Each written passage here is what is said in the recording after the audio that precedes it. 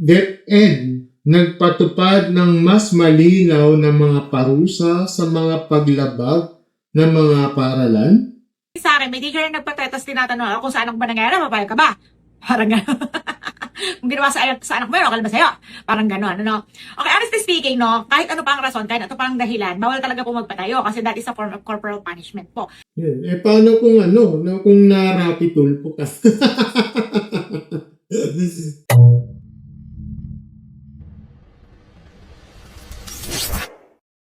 Hello mga stories! Welcome back sa isa namang content dito sa ating channel, Marty Stories. Ako pala si Martin, at ngayon video na to at linggo na to for this video. May dalawang magkaugnay sa topic na to. Tayo siguradong kapatak sa inyo. Lalo na sa mga magulang, mga guro, at mga estudyante dyan. Okay? Una yung bagong DepEd order, yung Department Order number ito. Okay? A series of na naglalatag ng mas malinaw na mga parusa sa mga paglabag sa loob ng mga paaralan. At pangalawa, isang viral na post ni Ma'am Teacher Wen, na nagtanong, bakit ka bang patayuin ang anak mo sa isang oras? Di ba?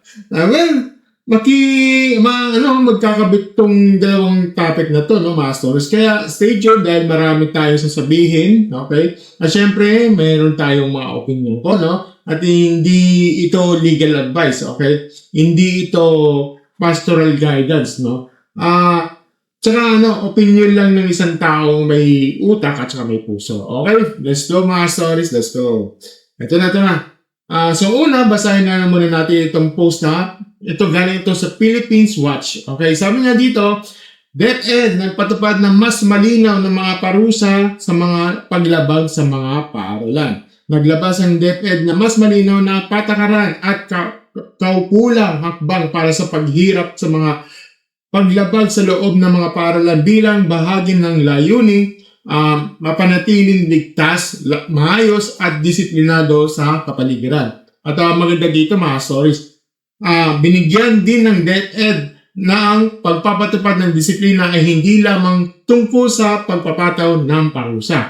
Tungkol din ito sa paghubog ng mga responsable, magalang at saka makataong mamamayan. So, ngayon, tingnan natin yung mga detalye dito, Ipapalagay nga ang dito. Kami na dito, first level minor offenses, bumura, vandalism, sarcasm, pagpakalat ng mga fake news, at iba pang katulad. Merong first offense, dito reprimand, abisado sa magulang. Second offense, written reprimand at formal na papatawag sa guidance, sa guidance And third offense, suspension na hindi higit sa 5 araw at may alternative learning modalities. Okay.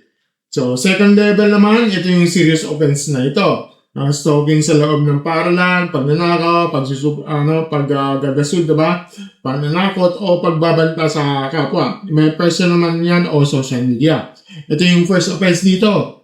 Suppression up to 5 days, alternative learning at saka referral ng social welfare. Second offense naman, non-readmission next school year at referral. At third ang offense ay exclusion at referral. At third level, ito yung severe offense. Yung pagdadala ng mga deadly weapons, yung mga threat, diba? Yung mga bomb joke, H-word, yung at saka yung M-word. Okay?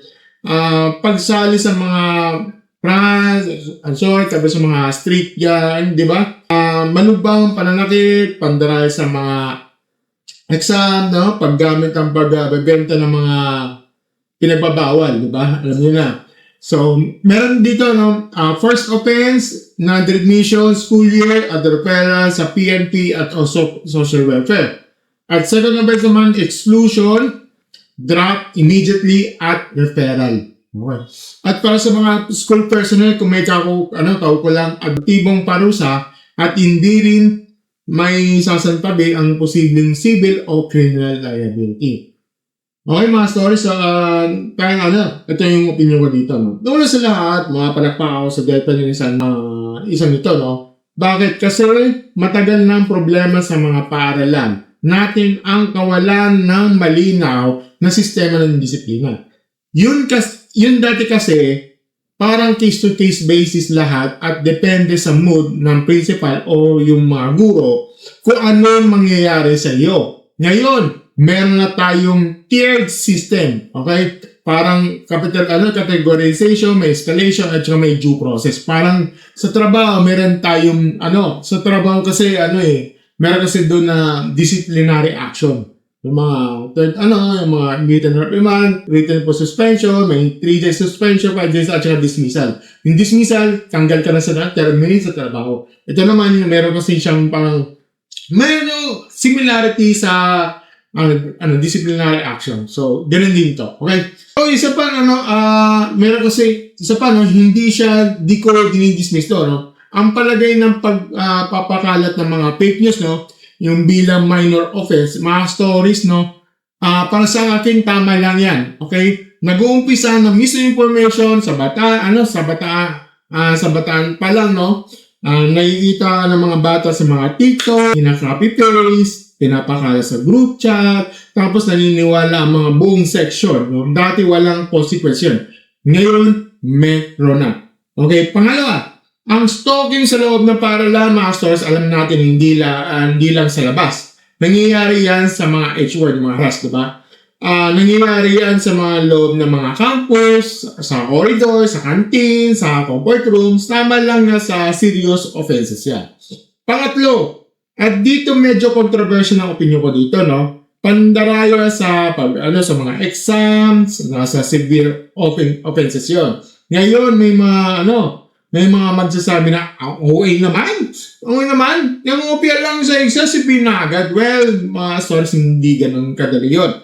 Hindi ganun nagsasabi na OA. Isipin nyo kasi, kung sanay ang pata sa pandaraya, pag cheating niya, sa isang carry niya, yan ang, isa carry niya, yan sa koleyo, sa board exam, sa trabaho, isa carry niya, yan sa buhay niya. Okay?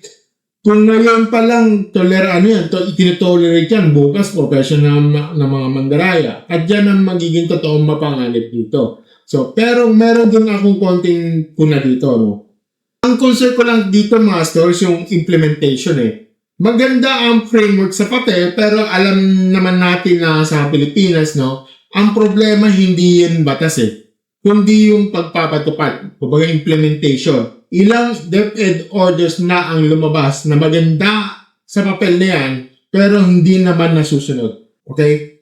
So, halimbawa, yung sa mga non-readmission, sa mga rural schools, kung may estudyante na drop sa class list, may ibang schools na natanggap sa kanya o mawawala lang siya sa sistema. Di ba mas lalong magiging at risk ang batang yan? At saka yung referral sa social welfare, meron ba talagang functional sa DSWD na mag-attend sa bawat referral o papel-papel lang yan, walang follow through? Diba? Hindi ko sinasabing hindi ko sinasabing masama ang DepEd order dito. Sinasabi ko lang ang batas ay walang implementation na walang kwenta at yan ang realidad dito. At saka isa pa, para sa school personnel, sabi, kaukulang administratibong parusa na hindi may isasantabi ang posibleng pananagutang silbi o kriminal.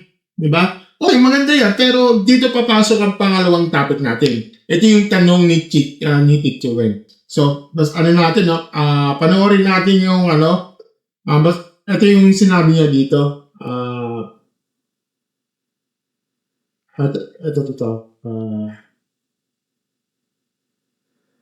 Meron siyang video para dyan. Kasi yun yung, kaya nga kinukulik dito sa, Kung yung anak mo ay pinatayo ng 1 oras, okay lang ba sa'yo? Papayag ka ba o diretso ka na sumbong sa DepEd? Okay. So, madalas ko itong nakikita ngayon sa aking newsfeed. Hindi ko alam kung meron na namang nagpatayo na teacher, Tapos parang ang dating sa akin, may teacher na nagpatayo, tapos tinatanong ako kung saan ba nangyari, papayag ka ba? Parang gano'n. Kung ginawa sa anak mo yun, okay ba sa'yo? Parang gano'n, Okay, honestly speaking, kahit ano pa ang rason, kahit ano pa ang dahilan, bawal talaga po magpatayo kasi that is a form of corporal punishment po. Sa batas po, bawal po siya talaga. Okay, so yan yung sinabi niya, bawal talaga yan, Yan yung nabawal talaga. Yan yung ayon kay kay Teacher Wen, no? Na kay Ma'am Wen na bawal. Ito na. Ito na yung sabi niya bilang nanay at as a mother. Ito na. Okay. Pero kung sakali, no, na may teacher na gumawa sa anak ko, no, hindi ko na siya ibibig deal. Okay, hindi ko siya ibibig deal kahit may batas pa, no? Bilang nanay. Kasi sa totoo lang, hindi uso sa akin ng soft parenting. Kung yung anak ko ay nakagawa ng kasalanan, ano, at dahil doon ay napatayo siya, magpasalamat siya, tapatayo lang siya. Dahil pag ako ang dyan, ako ang dumisiplina sa kanya, hindi lang tayo ang aabutin niya. Okay, so sorry talagang sabi niya, depende sa talagang tinatayo siya pag if ever siya yung parang teacher, no? Sabi niya, depende sa sitwasyon. Kung fair lang si teacher. Kung lahat ang walang walang assignment na pinatayo, okay lang sa kanya, no? Pero malaking pero dito. Kung ang pagpapatayo ang may kasamang pamamahiya at nakaka-degrade ng pagkatao, doon siya magagalit. Okay? Hindi siya madadaan sa luha ng teacher. Okay? Ito. Hindi ko sa akin ng soft parenting, no? Sa akin, okay lang yon. Kung talaga, libawa, pinagawa ng assignment, tapos hindi ka gumawa, tapos ilang beses na, di ba? So, para matandaan mo yung pagkakamali mo, tumayo ka. O kung nangawit ka, kasalanan mo yon, di ba? Ayaw palang mangawit, edi gumawa ka ng assignment, di ba? Pero syempre, depende sa sitwasyon. Kung pinatayo ka o pinatayo kayo, no, fair lang. Lahat ng walang assignment, pinatayo, no? Sa akin, okay lang yun kasi naging fair lang si teacher at ginawa niya sa lahat yon.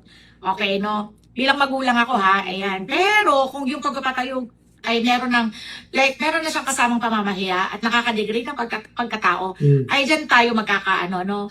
Hindi ako madadaan sa luha ng teacher kahit magpapaawa pa siya. Honestly, nangyari sa akin yan. I was in grade 1, pinatayo kami, pinapatayo yung maingay. Pero alam mo kung saan pinapatayo?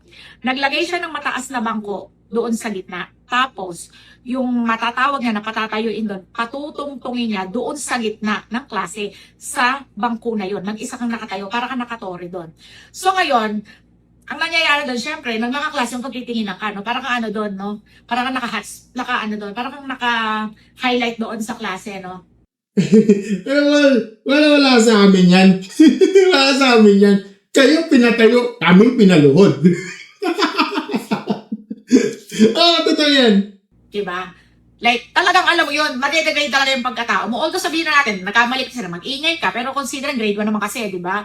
Kumbaga, kahit pa grade 10 yan, hindi pa rin siya tama, diba? Kasi nga, yung pagpapatayo, may kasama ng pamamahiya.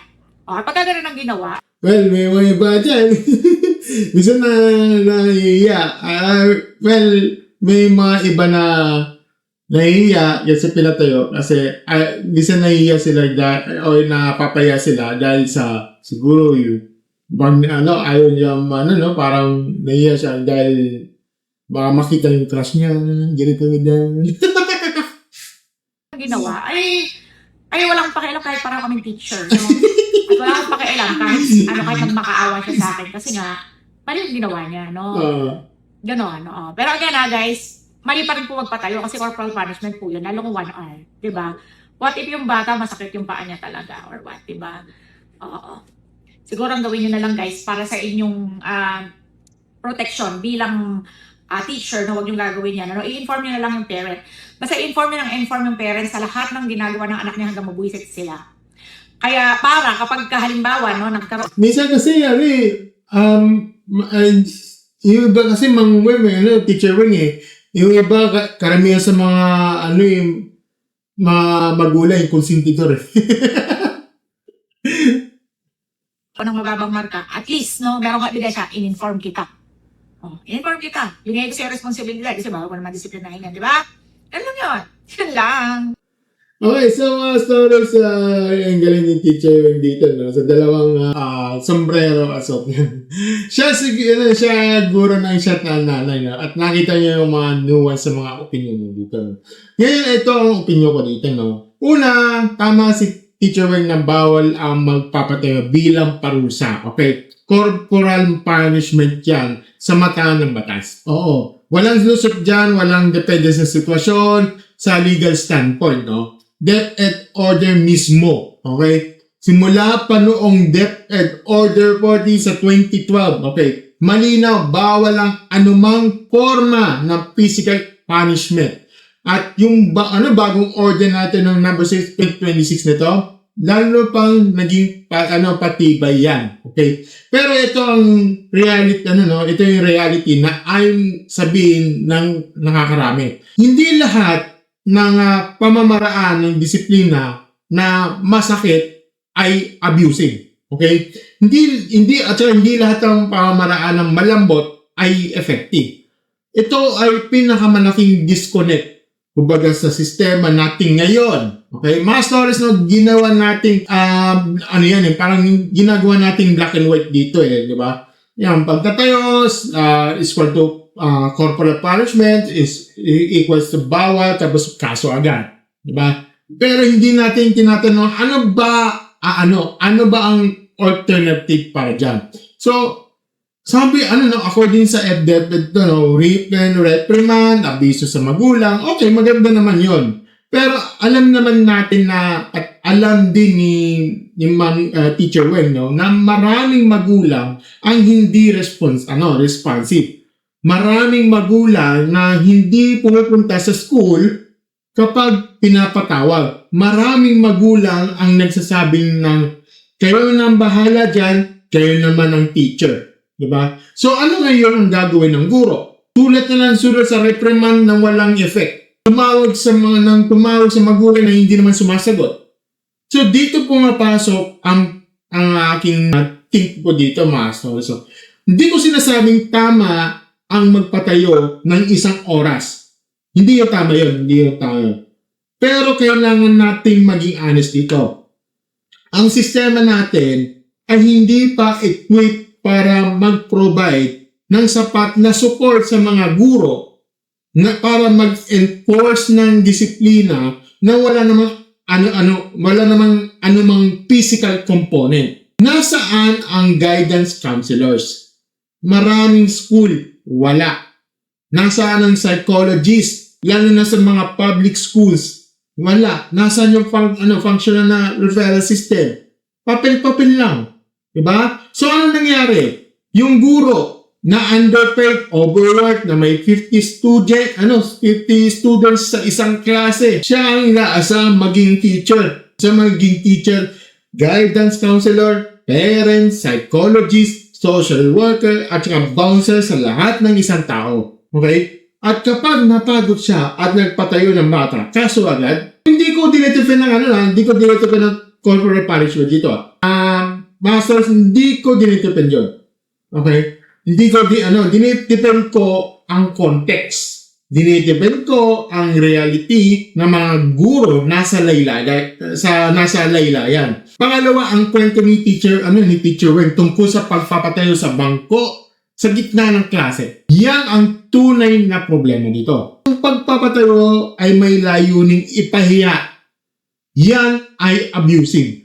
Dahil sa layunin doon ay hindi correction. Ang layunin doon ay humiliation. At ang humiliation ay hindi disiplina. Yan ang kalupitan, malaking pagkakaiba. Kaya ang linya para sa akin at hindi kung pinatayo o hindi pinatayo. Ang linya ay kung ang layunin ay ituwid o ipahiya. Yan ang tanong ang dapat tinatanong. Pangatlo, ito tama si Teacher Wayne na payo niya sa mga guro i-document, inform ang parent, ibigay ang responsibility. No? Ito talaga ang pinaka-practical na approach sa kasulukuyang sistema. Dahil ang totoo sa mata ng batas ay guro ay nasa disadvantage kapag nagdisiplina siya physically. Kahit gaano ka minor, basta ma-report, tapos na. Kaya ang pinakamatalinong gawin ng guro para sa sarili niyang proteksyon ay i-pass ang burden sa magulang. Masakit man pakinggan pero yan ang reality. Okay? Pinoprotektan mo ang sarili mo. Teacher, kasi ang sistema hindi ka pinoprotektahan. So, yan mga stories na mabasahin natin mga comments din dito. Hindi tayo lumalabas ang kulay ng mga Pinoy. Okay? Sabi niya dito, kapag ako kahit kurutin pa niya as long as hindi talaga siya nakikinig at hindi siya nag-aaral. Dagdag ko pa sa pag-uwi. Okay. Classic para classic parent master sa dagdag ko ba sa pag-uwi, ibig sabihin, double jeopardy ang anak. Parusahan sa school, parusahan sa bahay. Pero alam niyo, masters, kahit as paninggan, ang underlying basis dito ay accountability. Alam nito ng magulang na to, kung mali ang anak, may consequence at willing siya magpartner sa guro. Yan ang idea ng parent-teacher relationship. Okay. Ito, next naman, sabi niya dito, alam ng anak ko na aabutin nila kapag puro sila kalokohan. Ang sabi nga ng anak ko, anong gentle parenting? How to train your dragon kami.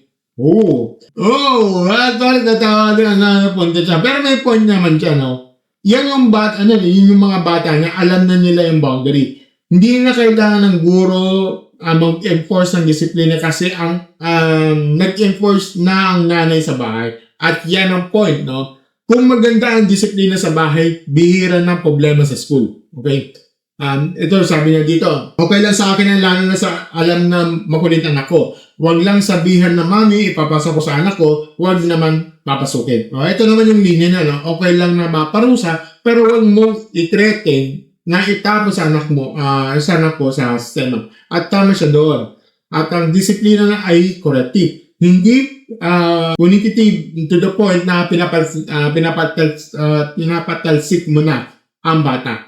Kasi yung tatalsikin mo, sino ang nawalan? Yung bata. Okay? At sabi niya dito, practice pa yan para sa pagsakay ng bus at jeep. Carry na nakastanding pag nag-work naman. Baka matiming sa sales at cashier na walang uso-uso. Walang usok-uko. Okay. Well, oo nga naman. Pero practical naman. Oo nga naman. Makes sense naman. Alam niyo, may punto siya sa isang bagay.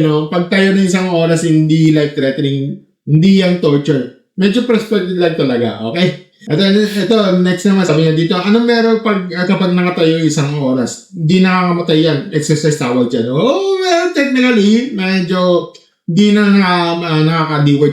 Okay? Pero legally, corporal punishment pa rin siya sa ginamit bilang parusa. Okay? Ang issue kasi hindi kung nasaktan o hindi, kundi kung may authority ang guro na gamitin yon bilang form of discipline. Sa mata ng batas, wala. Okay? Ito sabi niya dito, saan okay lang talaga ginawang mali anak ko. Pero kung treat lang ng teacher ng pag-initan lang, o ibang usapan na yan. Tama. At dito mga source, lumalabas ang pinakamalaking takot sa bawat magulang. Ang unfair treatment kasi totoo naman may mga gurong nagpipick sa sharing students, May mga gurong nagbubuhat ng personal sa galas sa klase at kapag ang bata ay napagbuntungan, diyan nagkakaproblema. Okay? So, ito, yan ang beauty ng bagong DepEd order. Kung ipapatupad ng maayos, okay? Kasi ang sistema ng fairness hindi arbitrary, okay? Anong arbitrary, May levels, may escalation, may due process. Okay? And next naman, sabi na dito, 45 minutes lang po sa isang klase. Well, point taken, So, kung sinabi ni teacher na isang oras, technically, mas mahaba pa sa isang klase. Yun, ibig sabihin, tatayo ka sa, tatayo ka isang klase. Tatayo ka sa susunod na klase, doon pa medyo excessive. At next naman, sabi niya dito, hindi ako papayag kasi hindi naman makulit ang anak ko. Pero ang anak ko, kilala kong makulit. Why not? Hindi siya maalala ng pagdayo para sa akin. Huwag lang maghintay kasi iba ang tagal sa isang oras na bata. Well, honest to mga stories at may valid concern siya. Ang isang oras para sa maliit na bata ay napakatagal. Ang attention span, okay? Ang physical endurance, yung emotional capacity ng isang bata nang hindi kapareho ng sa adult. Okay? Kaya kahit sabihin ng exercise lang yan, para sa katawan ng isip bata, mabigat yan. Okay? Ito naman, sabi niya dito, tayo mga teachers, lahat lisensyado na, nagkatayo lagi sa trabaho. Minsan na ako po, practice lang for the future, says lang bawat mga po. Pero mga stories, ito may policy dito. This is a false equivalence. Hindi mo i-compare sa adult na pumili ng trabaho nakatayo sa batang pinipilit tumayo bilang parusa. Iba ang voluntary standing sa qualitative na standing. Pero guess ko yung humor niya. So, I think yun na lang muna. Ang dami kasi dito, no? Hindi ko na pwedeng pabayin. Mga stories, no? Bilang ko dito, no? Ito na lang masasabi ko lang dito, no? Ang disiplina hindi tungkol sa parusa. Ang disiplina ay tungkol sa pagtuturo. Ang salitang disiplina ay galing sa Latin na disiplina. Diba? Na ang ibig sabihin ay pagtuturo, pag-aaral, pagsasanay. Hindi siya galing sa salitang punishment. Hindi siya galing sa salitang pahirap. Kapag sinabi ng magdidisiplin tayo, ang tanong ay, ano ang natuturo? Kung pinatayo mo ang bata at naturo siyang gumawa ng assignment, effective yun. Okay? So, kung pinatayo mo ang bata at natuto lang siyang matako sa iyo, that's failure. Kung pinalon mo ang bata at natuto siyang sumunod, pansamantalang success. Kumbaga, temporarily successful. Kung pinalo mo ang bata at natuto siyang maging violent, absolute failure. Okay? At bagong DepEd Order number 6 na yan, since 2026, ay isang magandang hakbang. May tiered system na, may due process na, may kategorya ng offense, may consequence na naka-align sa severity ng paglabag. Pero walang kwenta ang pinakamagandang DepEd order kung walang sapat na guidance counselor sa mga paaralan, walang functional na referral system o sa DSWD o PNP, walang responsive sa mga magulang na willing na maging partner ng guro, walang sapat na training para sa mga guro kung paano mag-handle ng discipline without resorting to physical punishment. At walang political will political will sa local level para i-implement ang mga patakaran. Kaya ang hamon ko dito, mga stories, hindi lang sa DepEd, hindi lang sa mga guro, hindi lang sa mga magulang, kundi sa buong community. Okay? Sa mga magulang, hindi nyo iwan ang responsibilidad ng pagdidisiplina sa guro. Kayo ang unang guro sa anak nyo. Kung maayos ang pundasyon sa bahay, bihira ang problema sa school. Sa mga guro naman, protektahan nyo ang sarili nyo, document everything, inform the parents, follow the DepEd order to the letter. Alam kong frustrating, alam kong kulang ang support system, pero sa mata ng batas ay kayo ang mananagot kapag lumagpas kayo sa linya nun. Sa mga estudyante, accountability. Matuto kayong maging responsable sa mga aksyon ninyo. Hindi lahat ng consequence ay unfair. Kailangan lang ninyo tanggapin na magkamali kayo at matuto mula doon. At ang sistema dito, bigyan ninyo ng sapat ng resources ng mga paaralan para ma-implement ang mga patakaran na kayo mismo ang gumawa. Hindi pwede mag-issue kayo ng DepEd order tapos wala namang budget, wala namang personnel, wala namang follow through, di ba? Disiplina ang responsibilidad ng lahat. Hindi ng guro lang, hindi yung magulang lang, hindi yung DepEd lang. Lahat tayo. Lahat. Okay? So, mga stories, marami na sa pakikinig. Kung may opinion kayo, agin man kayo o hindi, ilagay nyo sa mga comment section dito. Gusto mo marinig ang mga side nyo. So, kung nagustuhan nyo ang mga video na to, don't forget to like, share, subscribe sa ating channel, and click na notification button sa ating baba. So, as always, mga stories, thank you, and have a good night, stories. Bye!